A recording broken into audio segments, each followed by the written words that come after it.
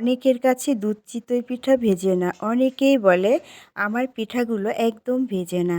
আপনাদের এর কনফিউশন একদম দূর করার জন্যে আমার আজকের এই রেসিপি। তো আমার এই ভিডিওর ডেসক্রিপশন বক্সে চিতই পিঠার রেসিপি দেওয়া থাকবে। আপনারা ওই লিঙ্কে গিয়ে দেখবেন আমি কিভাবে চিতই পিঠা বানিয়েছি। ঠিক ওইভাবে চিতই পিঠা যদি আপনি বানান তাহলে আপনার চিতই পিঠাগুলো 100% ভিজে যাবে, একদম রসগোল্লার মতো। ঠিক দেখতে পাচ্ছেন আমি যেভাবে বানিয়েছি এই যে ঠিক এইভাবে ভিজে যাবে। একদম ধরার সাথেই কিন্তু পিঠাগুলো ভেঙে যাচ্ছে। একদম নরম তুলতুলা, এই যে দেখতে পাচ্ছেন খেতেও কিন্তু দারুণ মজা। একদম সফট, অনেক মজা। তো আমার এই লিঙ্কে গিয়ে আপনি দেখতে পারেন। তার আগে অবশ্যই আমার চ্যানেলে নতুন হয়ে থাকলে আমার চ্যানেলটা সাবস্ক্রাইব করে লাইক, কমেন্ট, শেয়ার করে দিন। আর আমার সব ধরনের রেসিপি আপনার দ্বারে অবশ্যই পৌঁছে যাবে। তো এই পর্যায়ে দেখুন আমি কিভাবে চিতই পিঠাটা ভিজিয়েছি আপনাদের দেখাবো।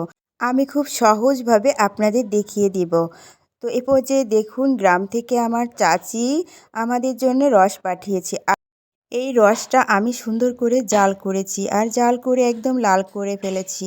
তো যখন মিষ্টি হবে তখন এই দুধের ভিতরে আমি রসটা ঢেলে দিয়েছি। তো আমার এখানে 2 লিটার দুধ নিয়েছি আমি, আর 2 লিটার দুধে আমি এই রসটুকু ঢেলে দিয়েছি। তো এই রসে যদি মিষ্টি সম্পূর্ণটা না হয় তো অবশ্যই খেজুরের পাটালি এর ভিতরে আমি দিয়ে দেব।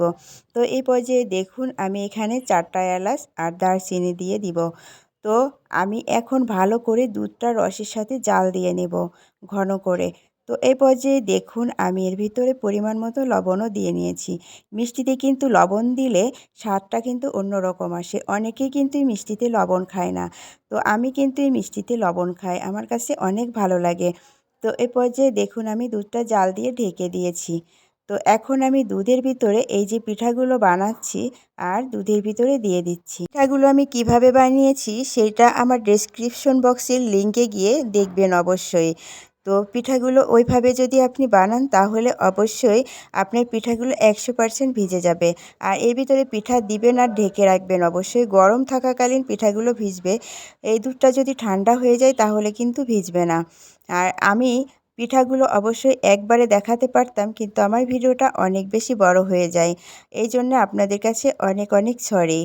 তো আপনারা অবশ্যই ডেসক্রিপশন বক্সের লিঙ্কটা দেখে নেবেন। আর এই যে দেখুন আমি পিঠাগুলো বানিয়েছি কত সুন্দর দেখতেই পাচ্ছেন। তো পিঠাগুলো একবারে দিয়ে আমি এখন একটু নাড়া দিয়ে একদম ঢেকে দেব। ঢেকে দিয়ে প্রায় 1-2 ঘন্টা পরে দেখবেন পিঠাটা একদম ভিজে গেছে রসগোল্লার মতো। তো এই পর্যায়ে দেখুন আমার পিঠা সবগুলো বানানো হয়ে গেছে। আর এখন আমি এই পিঠাটা ভিজিয়ে রাখবো। তো দেখতে পাচ্ছেন আমি 2 লিটার দুধের সাথে অনেকগুলো পিঠাই ভিজিয়েছি। আপনি পরিমাণ মতো দুধ আর সেই পরিমাণে পিঠাগুলো ভিজাবেন, না হলে কিন্তু রস থাকবে না। এ পর্যায়ে দেখুন আমার পিঠাটা কিন্তু ভিজে গেছে, এই যে আমি ঢেলে নিচ্ছি।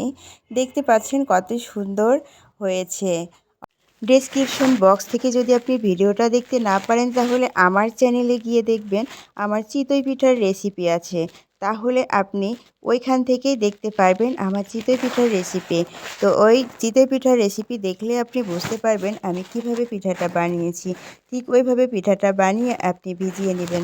তাহলে দেখবেন এইভাবে রসগোল্লার মতো পিঠাগুলো ভিজে যাবে। তো দেখতে পাচ্ছেন সবাই অনেক অনেক ভালো থাকবেন। আজ এ পর্যন্তই।